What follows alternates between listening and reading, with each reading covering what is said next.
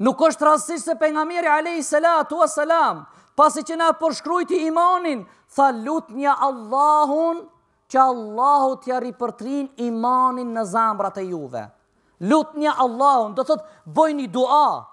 Duaja ndoshta neve na duket sant, si zakon disa komunista edhe sekularista, ne kur ishim më të ri dhe më të vegjël, na bojshin në përdhoma, në përdarsma, në përvdekme, hajde shime dritën me dua.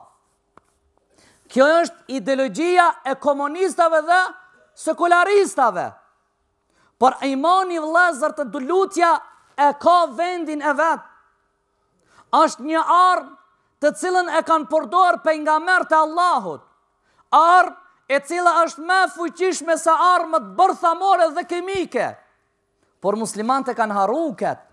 Kanë harru se Rasulullahi sallallahu alaihi wasallam ka thonë në një hadith, duaja është ibadet. Duaja është ibadet, është adhurim. E lutë Allahun subhanahu wa ta'ala. A thue bagerat dhe teknologjia bashkohore dhe të kish pas mundësi për një sekond dhe për një moment t'ja kish qel Musës alayhi salatu wasalam detin Nilin? A kish pas mundësi? A kish pas mundësi?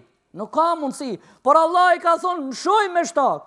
Kun fejekun. Bahu dhe ban dhe është ban.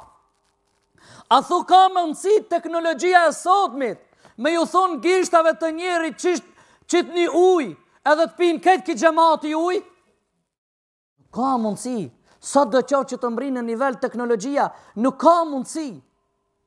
E gishtat e pejgamberit alayhi salatu wassalam prej mrekullive që ka pas, kanë nxerr ujë dhe kanë pije tër ushtria vllazni. Duaja, lutjet janë vëllezër të ndershëm ibadat.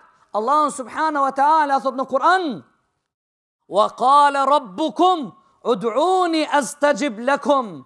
Më lutni mua, më thirrni mua, se unë jam ai që ju përgjegjna juve.